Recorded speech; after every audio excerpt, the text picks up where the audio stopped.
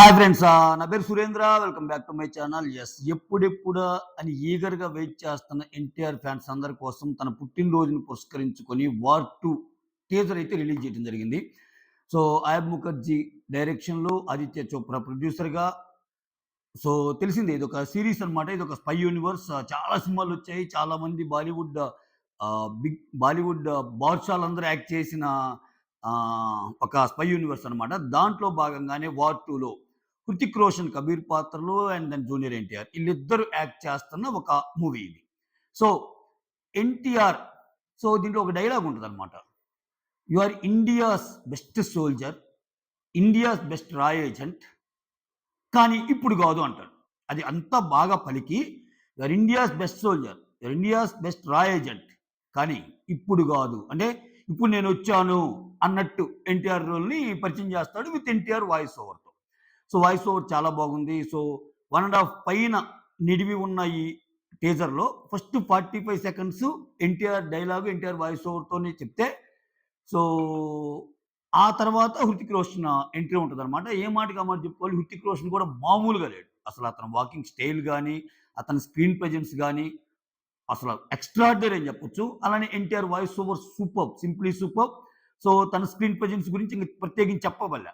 So, ఈళ్ళిద్దరి మధ్య జరిగే face of ఏదైతే ఉందో, అంటే ఆ గ్రాండివర్స్ విజువల్ గ్రాండియర్ అనేది కొట్టొచ్చినట్టు కనిపిస్తుందనమాట.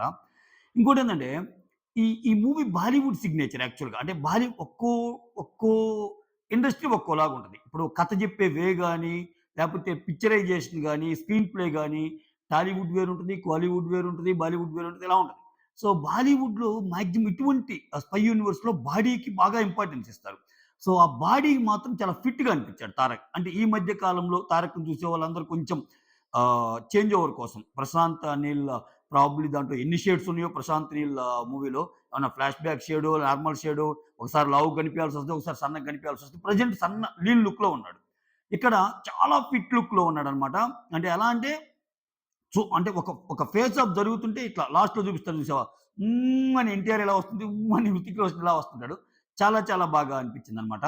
సో, ఈ 1 ½ మినిట్ నిడివి ఉన్న టీజర్‌లోనే గ్లామర్ కోషెంట్‌కి కొంచెము 'కియారా అద్వానీని' కూడా ఇంట్రొడ్యూస్ చేశాడు. 'కియారా అద్వానీ' హృతిక్ రోషన్ లవ్ ఇంట్రెస్ట్‌గా ఏమన్నా యాక్ట్ చేస్తుందేమో అన్నట్టు చూపిచ్చాడు. ఎందుకంటే ఒక సాంగ్‌లో వాళ్ళిద్దరూ ఉంటారు. అయితే ఇక్కడ ఎన్టీఆర్ రోల్ మీద మాత్రం కోసంత ఆసక్తిని క్రియేటెడ్ చేసేటట్టుంది టీజర్. ఏం చెప్పాడు ఇప్పుడు?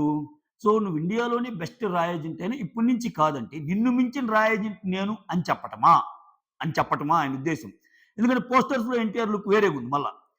అలా కాకపోతే నువ్విప్పుడు దాకా చాలా మందిని చాలా రకాలుగా పట్టుకొని బెస్ట్ రా ఏజెంట్ అయ్యుండొచ్చు. బట్ నీకు చిక్కకుండా వేటాడే సత్తా నాకుంది.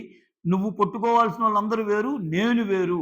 సో, నా విషయంలో నువ్వేదో క్రెడిట్ సాధించి నువ్వు బెస్ట్ రా ఏజెంట్ అవ్వలేవు అన్న ఉద్దేశమా? సో, అనేది కొంచెం సస్పెన్స్‌ని క్రియేట్ చేసే విధంగా ఉందనమాట. ఏది ఏమైనా ఎన్టీఆర్ ఫస్ట్ బాలీవుడ్ డెబ్యూట్ అని చెప్పుకోవచ్చు. ఎందుకంటే 'ట్రిపుల్ ఆర్' వచ్చినా గాని ఏందంటే అది తెలుగు వర్షకొచ్చి తెలుగే. ఇక్కడొచ్చేసరికి ఇది డైరెక్ట్ బాలీవుడ్ మూవీ అనేసరికి ఈక్వేషన్స్ మారితే దానికి తగ్గట్టుగానే ఎన్టీఆర్ మౌల్డ్ అయ్యాడని చెప్పొచ్చు. తన బాడీ లాంగ్వేజ్ గాని, తన డిక్షన్ గాని, కొన్ని షాట్స్ ఉన్నాయబ్బా! అంటే ఆహ్, పైనుంచి పడే షాట్ ఒకటి. నెక్స్ట్ 'హృతిక్ రోషన్' చిన్న అంటే 1 సెకండ్ పాటు అంటే ఫస్ట్ బాడీ అంతా చూపించాక ఒక కైండ్ ఆఫ్ ఫేస్‌ఫుల్ ఎక్స్‌ప్రెషన్ ఉంటది 'హృతిక్ రోషన్‌ది. సూపర్బ్ అనిపించిందనమాట.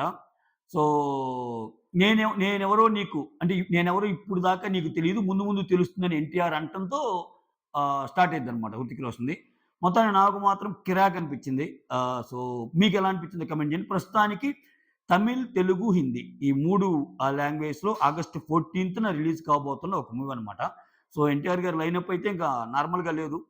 సో, వరుసగా వస్తున్నాయి. ఇది ఉంది. దీని తర్వాత 'కేజీఎఫ్' డైరెక్టర్‌తో ఉంది. ఆ తర్వాత ఆహ్, 'దేవర 2' ఉంది.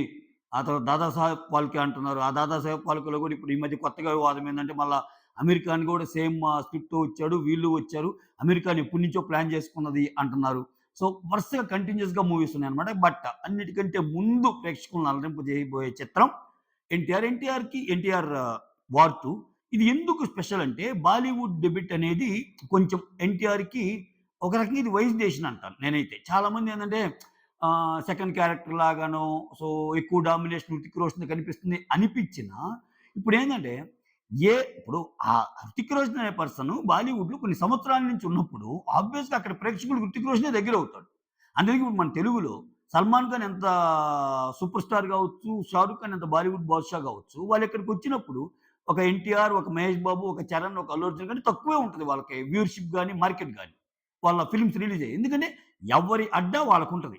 అటువంటప్పుడు బాలీవుడ్‌లో ఫస్ట్ నువ్వు బాగా ఎయ్యాలంటే ఒక మంచి కథ. అది గూడా ఏంటి ఇది చాలా చాలా మంచి స్పై యూనివర్స్ ఇది.